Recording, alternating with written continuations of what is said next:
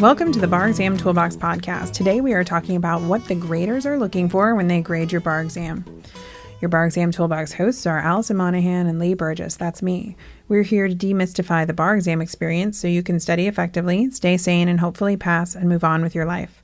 We're the co-creators of the Law School Toolbox, the Bar Exam Toolbox, and the career-related website Career Dicta. Allison also runs the Girls Guide to Law School.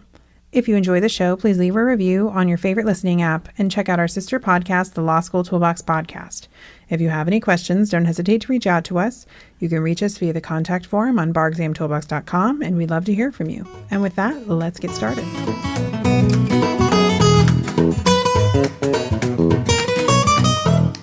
Welcome back.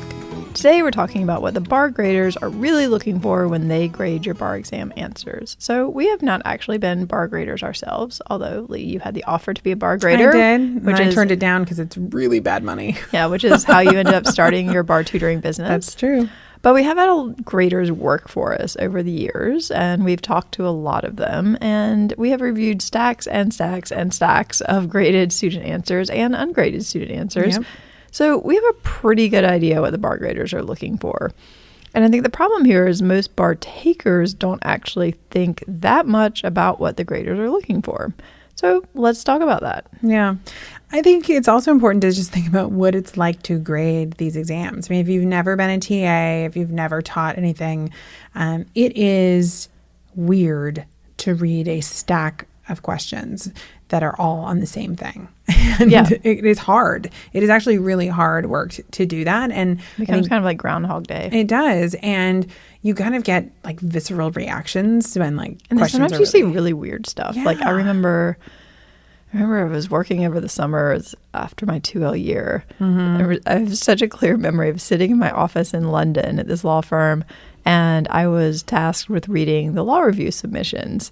And, most of them, whatever, you're reading them, they're fine. You're like, okay, some are better than others. And then you occasionally get one where you're like, what? Mm-hmm. And Did you try? Did you spell check? The one I remember, and I have such a visceral memory of turning this page around and being like, this can't be true. And then flipping through the whole thing. It didn't have any punctuation.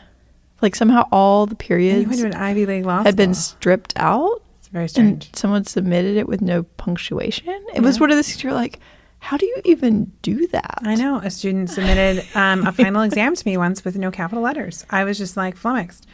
Yeah. So I think the thing that you have to remember is there are people who are going to have reactions to what you're doing on the page. And so you want to put yourself in their shoes. Most of these people are working lawyers. They are doing this at night, let's say for fun, and on their weekends. And so the harder you make it for them, the more of this kind of reaction that you're going to be. I think they do as good of a job as they can to, be consistent, but they're still going to react to your work. So one of the things that we wanted to do today was make sure that you understand what the graders are looking for so you can write these answers that they might look forward to reading, or at least not be so memorable in a negative way that they would talk about it after the fact. Years later. Like, I remember that essay I got.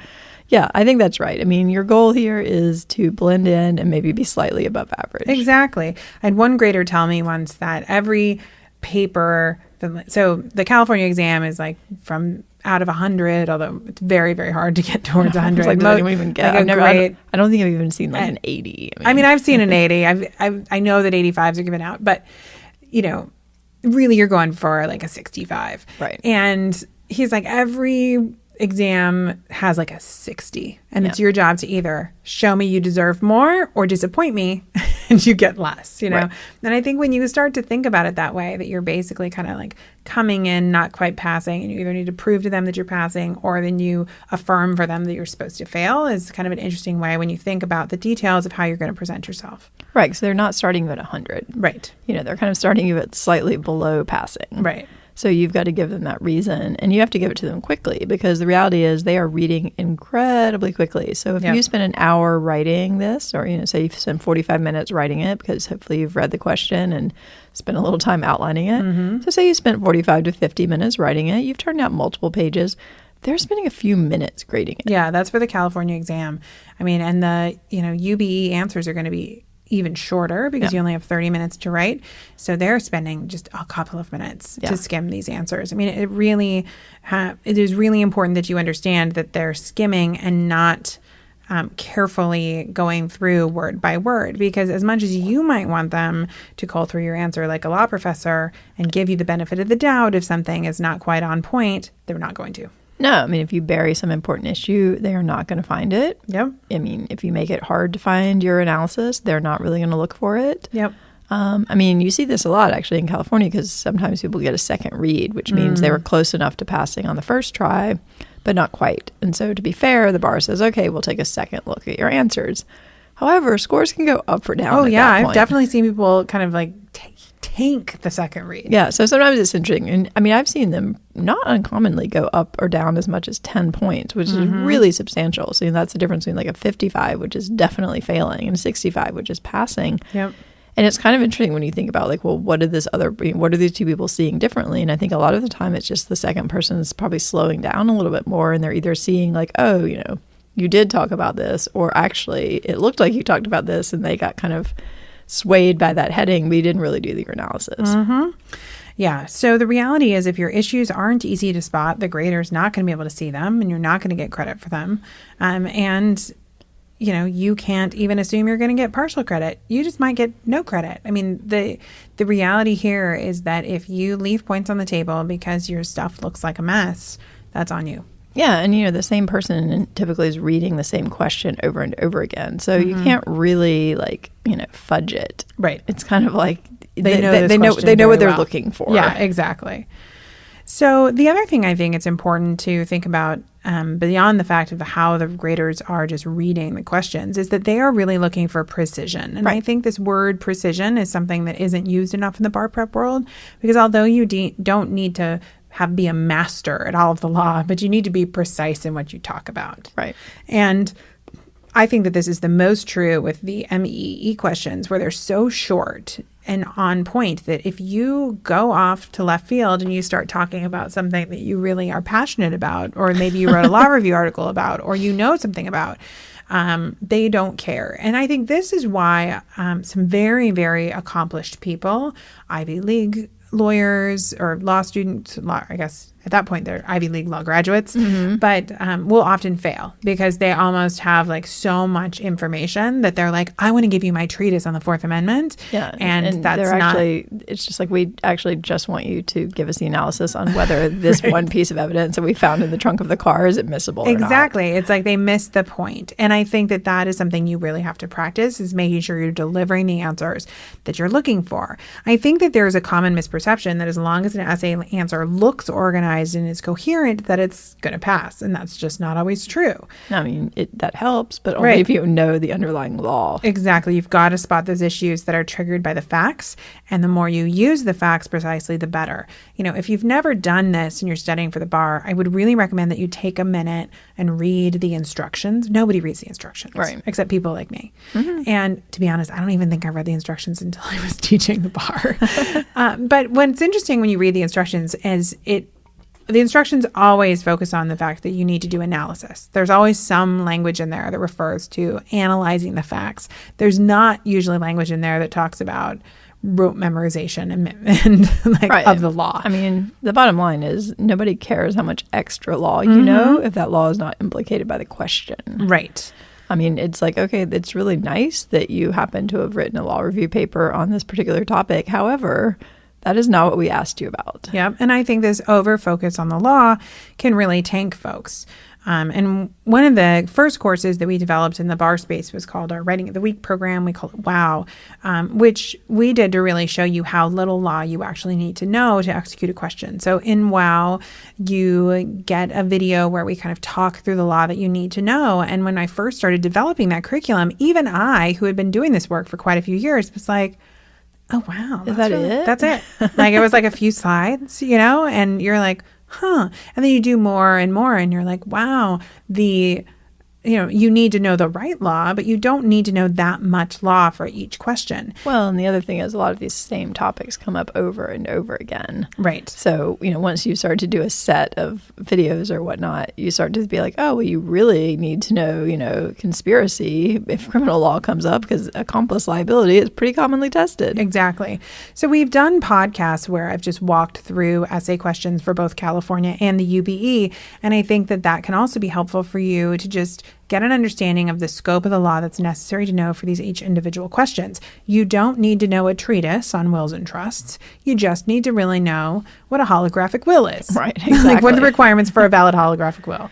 And if you can't answer simple legal questions like that, that shows you that your studying is off. Right, exactly. You need to be able to answer these basic questions about what creates an agency relationship? Like, right. How do you know these things? Like, what are the basic things? Like, what is basics of community property? Like, how are different types of property divided up? Exactly. That's, that literally is probably, an attack outline, maybe 2 pages. Mm-hmm. Yeah. That's kind of the level you need to know. You can look at something like a smart bar prep outline, lean sheets, those kind of things to kind of get that sense of it's really not that much material, but you need to know the right stuff. Exactly. So the bar graders are not going to be impressed by your treatise. If the rule doesn't apply, don't mention it. Oh, I love that. Yeah. I mean, sometimes you see these essays, people are like, I just don't understand why I failed. I'm like, okay, send me your essays. And I look at them like, you realize 80% of what you wrote down in this 30-minute essay is a bunch of rules. Maybe 2 out of the 12 of which you actually applied. Mm-hmm. Where is the rest of the essay? Yeah. It's like, I know. So, if you're practicing, I think sometimes what we have students do if they're in this kind of camp is really highlight in different colors, where are your rules? What facts did you use? Where's your analysis? And look at that ratio. I think we even have a whole podcast about this. Mm-hmm. If that ratio is way off and you've got just a bunch of rules and no actual analysis, that's really taking away from what you're going to get points for. Exactly. So if you really are struggling figuring out if your balance is right, you can on your computer screen or, you can print it out and do it with highlighters, whatever. But you need to highlight in one color what your rule statement is, highlight in one color what your analysis is, and highlight in one color in your conclusion. And if in that sandwich, if the analysis one is not longer than the rule statement, that is a red flag that you are not doing enough analysis or you're doing too many rule statements and you need to spend more time doing analysis. Yeah, and people just like to talk about, people like to memorize, say, whole paragraphs of rule statements. People love to do this in law school, too. And in law school, maybe arguably it was a better idea because you had a 3-hour exam. But if you had a 30-minute essay, you don't have time to write down unrelated things. Just don't even do it. Right, and I think that the other thing is it's comforting to memorize things, then you're like, I know what I can write about. If I see a question on conflicts of interest, I can give you a whole paragraph, but that might not be what's necessary to apply. And I think this is where some of the essay templates can get a little squishy because I think they can lead people to believe that what's important is that you memorize this whole template and you regurgitate it word for word, even if it doesn't exactly apply. And what you need is to, instead of have like a huge template, you need to have maybe memorized statements of the law that you're going to write or memorized attack plans that you can pull up based on the facts. I think that's the piece that is missing from the essay templates. You do have to think. They gave you these facts for a reason, and you really need to spend a little bit of time thinking about what that reason is, and then applying your legal knowledge that you've crammed into your head to these exact facts. Because anything that's irrelevant, you're just not getting credit for, and that means you're wasting time, then you're not going to be able to get to everything. Exactly. Another thing that you want to keep in mind is that your graders will not piece together your answer for you. They're not going to do your work for you. Right. They're just not going to fill in the blanks. So one of the things you want to look out for in your writing, and this is something else that you can do when you're self-evaluating your work, is circular reasoning. So we see this a lot, and so we're going to give an example. So an example of this would be, quote, Danny's statement is logically relevant because he was trying to prove Pamela caused the accident, which makes this logically relevant. Well, that's useful. Not. So, I think you might listen to this and be like, okay, but that doesn't actually say anything. Right. It just says it's logically relevant because it's logically relevant. Yeah, because he was trying to prove his cause of action. It's like, well, that's why you're in court. Right. Exactly. We need to know what specific part of what he's trying to prove this specific fact applies to. Right. And you need to understand what logically relevant means. Right. And so you can, argue that, isn't it like making a fact more or less likely of consequence or something? Right. I mean, like whatever that definition is, you basically want to write that down and then think about like, oh, well, this fact makes this more or less likely because of, the fact that the bystander said he thought the light was green makes it more likely that, whatever element needs to be met, that so-and-so went through the light and caused the accident negligent. Right, exactly. So I think one of the things, that we will often say to our students, or that you might hear in your commercial courses, is this idea that you need to just include the word because in the sentence, and that's going to solve all your analysis problems. But we wanted to point this out because it can be a sticky trap where our statement of Danny's statement is logically relevant because he was trying to prove Pamela caused the accident, which makes this logically relevant, has a because in it, but it's still not explaining anything. Well, what comes after the because needs to be basically a factual reason for your analysis. Yeah. So, it is more likely that Danny caused the accident because he went through a red light. Right.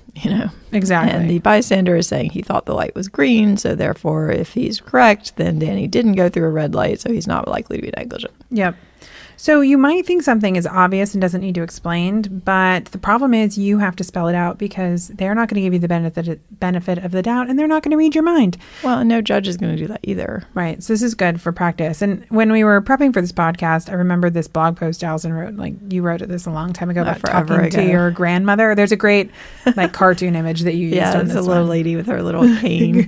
No, that is a funny one. But yeah, I mean, sometimes I think people think you have to sound like so intelligent. You have to sound like you use big words, but the reality, particularly on something like the bar exam, you need to explain things in the most simple terms possible, because assume that your grandmother might be reading this. Tell Granny what difference it makes that the light might be green or red. And I think keeping that in mind versus trying to sound so intelligent, like, oh, I've memorized all this law, so I'm going to sound like a lawyer. The best lawyers I ever knew oftentimes really broke things down in the most simple ways, and they saw that really as their goal. If somebody, how many times have you been in court? Well, Your Honor, the three most important things in this case are X, Y, and Z. And that case might be a case that's gone on for years. They've spent millions of dollars on it, but they have that ability to walk in and say, these are the three things that you need to focus on. Yeah. And my dad is really good at that. Yeah, my dad is a lifetime litigator. Yeah, exactly. Yeah. Because he was a U.S. attorney. Right. You don't get to that without being able to be like, same thing with a jury. You have to be able to break this stuff down and explain it. And I think that's kind of what you can think of yourself as doing for the bar graders. Yeah. But I think I was fortunate in growing up sitting in courtrooms watching both of my parents who litigated, but my dad who was more of a career litigator. But I remember being 10 and sitting in a trial and being able to follow, what he's talking about. You were probably as intelligent as the average juror at that point. Right. But then the other side would come up and I would be like, what is he talking about? He was talking about babies. It was actually this famous defense attorney. I remember this one who ironically got disbarred and then was sitting in the MPRE with us, retaking the MPRE to try and get his license again. There was a little tax evasion anyway, but he was I remember his closing argument to the jury, and he was talking about babies, and this was about drug trafficking. You're like, what are babies? And I remember being 10 and being like, I don't understand why he's talking. We're walking out of the courtroom, and I'm talking to my dad's talking to the FBI agents or whatever, and I was like, what was it about babies? And they were like, that's the right response. Yeah, you're like, we're going to win this case. Yeah, exactly. Pretty sure the jury's having the same. Pretty sure the jury's not sure what the babies is about either.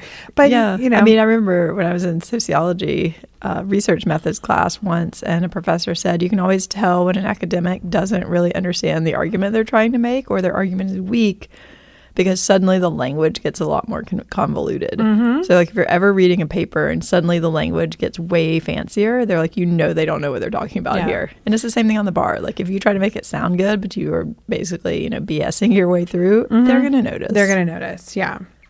So just keep it simple. Keep it simple. Say what you know. Short, clear, explain why you know what you know. Exactly. Move on. Yeah, another professor in architecture used to say, what do you know and how do you know it? And I thought that was always a great way of looking at it. Yep. What do you know and how do you know it? Just write that down. Yep. It's also important to remember that graders are going to rely on benchmarks and red flags. So since the graders do not have time to go word for word through your work, you have to remember they're not going to wade through answers. So you have to make it easy for them to find things. So I always love it when you look at someone's answer and I'm like, where are the paragraphs? I know. You're like, did you think this was going to be passing? No one can find anything in here. Exactly. Just put in some headers. You need some headers. You need some paragraphs. You need some organization. You may need some indented. You need signal words, if it's a 3-prong test, if it's numbers, 3-prong test, number them. If it's offer, acceptance, and consideration, it's always nice to have then a paragraph that says offer : acceptance : consideration : and then they're like, check. Right, because then they know where, if they're thinking, oh, did they talk about acceptance? They can look down and be like, yep, they talked about that, check. And as much as a lot of people find it frustrating to have to use the IRAC or CRAC, the conclusion rule analysis conclusion formula that is often required for the essays, or the CRAC when it comes to the performance test, I think that these formulas also make it very easy for the grader to find things. They're always looking for the rule up front. They're always looking for the analysis next. And you want to just, rely on these formulas because it just makes their job easier. And happy graders lead to typically happy grades. Yeah, exactly. It's just like, just say it again. The first thing we need to analyze is whatever. Here's the rule that applies to that. Right. Here are the facts that apply to that. They're going to use that rule, blah, blah, blah. And here's how I think the court is likely to come out on this issue. The next thing we need to talk about is, it's very formulaic. Yep. You can almost think of it like a slot machine. You just like, cha-ching, cha-ching, cha-ching, get in, get out. Move on. Get the points. Yep. The other thing I think a lot of people don't think happens when graders are reading your essays is that they can tell when you're panicking and running out of time. Oh, yeah. Or even planning as you go. It's very obvious. It's very, very obvious. I mean, I have graded so many essays where my comments will be something like, I can tell here that you are unsure of what you're doing, or I can tell here that you have run out of time, or I can tell here that you have it's very amazing how much you can communicate. So especially when you start to read stacks of them and compare an answer who does know what they're talking about to one that doesn't. So you've got to take some time. You've got to plan your answer. And if you, instead of just panicking, you want to be as methodical as you can, because if you start to scramble, you're like weaving flags in front of their faces to show them that you do not know what you're talking about, or you're running out of time, or you didn't manage your time well. And none of that's going to reflect well on your answer. No, I think this is where having a process for your pre-writing outline for every single essay that you're doing, or even your performance test, what's your process, but particularly for the essays. And I think even more so really for the MEE essays. Yeah. So there, you've got 30 minutes, and people sometimes think like, well, I can just read the question and jump in because I need to start writing. And that is such a terrible plan. I mean, it's a lack of a plan, which is a terrible idea, to be more precise. Because that, say 3 to 5 minutes that you spend, I feel like it's actually closer to 3 minutes typically. So like for me, I would read the question once, like highlight everything that I thought was really critical, maybe make a few notes, go back, read it quickly again. As I'm doing that, kind of highlight the main issues, and then maybe, write down a few facts. And then as I go through my essay, I'm just checking stuff off. And that minimal amount of effort really just makes it so much easier to give you points. Yep, exactly. And the time constraints do not allow you to just talk about whatever you want. You have to make strategic decisions about how to spend your time. And you also need to realize what are the major issues and the minor issues. Right. And planning allows you to do that. You should star or note which ones are the major issues. If it's minor, you can't spend a lot of time on it. You don't have a lot of time. Spending a ton of time on minor issues is one great way of showing the graders that you didn't plan. Right. Because then you run out of time and you can't get the points at the end of the essay. Yeah. And if you, look down at your pre-writing essay or pre-writing outline after you finished it, and you see certain legal issues that have 4 or 5 different facts clustered around them, and you see another legal issue that has 1 or 0 facts clustered around it, you kind of can assume, okay, the one with more facts that relate to this issue is probably something I need to talk about more because it's a major issue. Yeah. And if you spend half your essay addressing something that should be a minor issue that you address in 1 or 2 sentences, those are points you're not getting. Exactly. Because they're not going to give you extra because you talked about something that was really obvious for a longer period of time. Yep. So now that you know more about what the graders are looking for, what can you do to implement all of this advice? So step one is you need to do practice, which shouldn't be surprising, but you need to get feedback on that practice. And I think that there is a lot of benefit to getting feedback from people who are not yourself, right? Because it can be very hard to self-evaluate your work. You think you did a great job. Yeah. Probably. Probably. So you can, of course, work with tutors like our team to, utilize all the feedback that you can get from your school or from your commercial bar review provider. But you can also just turn to your friends. And I think that, you can get a few friends together and I'll swap essays and, give yourselves 3 minutes. Yep. Give it a read. Literally set a timer. Yeah. And then compare answers. What did you get out of this? What did you get out of this? Did you think it was good? Did you think it was bad? Did you notice that there were no capital letters? I mean, there's stuff that you can call out for folks. And they can kind of say, okay, these are the main issues I think you identified. And if you think you talked about something else, like that's something that's critical to know because that information is not being conveyed. Exactly. It's also important to note that if you're in California, you can use a tool like baressays.com where you can learn more about how things are graded because this is a database of real student answers that are graded and have their grades. So you can say, does my answer look like this 65? Does my answer look like this 80? Does my answer look like this 70? And I think that can help you do your own self-evaluation. So that's something else that you can consider, but it's unfortunately only available if you are in California. Yeah, but I think it is a really great tool because oftentimes people, if you look at the 2 sample answers that California hands out, those are student answers, but they're also the very best answers that were ever written in that entire year. Yep. So that is probably not a realistic goal for every single essay that you write. Exactly. So you want to kind of use something like bar essays. You can see like, oh, okay, this is a reasonable goal. Like this is what a 65 to a 70 answer looks like. And I think that's what most people really ought to be kind of aiming for and expecting. And then I think it can also be eye-opening to see like, well, what does a 55 or a 50 look like too? Yeah. All right. Well, I think we've given people a lot to think about being a bar grader. Yeah, exactly. And what are the graders looking for? I think the key point here is just keep it simple, keep it on point, stay focused, and hopefully, you help them give you as many points as they possibly can for the work that you've done. Exactly. Well, with that, I think we're out of time. I want to take a second to remind you to check out our blog at barexamtoolbox.com, which is full of helpful tips to help you prepare and stay sane as you study for the bar exam. You can also find information on our website about our courses, tools, and one-on-one tutoring programs to support you as you study for the UBE or California bar exam. If you enjoyed this episode of the Bar Exam Toolbox podcast, please take a second to leave a review and rating on your favorite listening app. We'd really appreciate it. And be sure to subscribe so you don't miss anything. If you're still in law school, you might also like to check out our popular Law School Toolbox podcast as well. If you have any questions or comments, please don't hesitate to reach out to myself or Allison at lee@barexamtoolbox.com or allison@barexamtoolbox.com, or you can always contact us via our website contact form at barexamtoolbox.com. Thanks for listening, and we'll talk soon.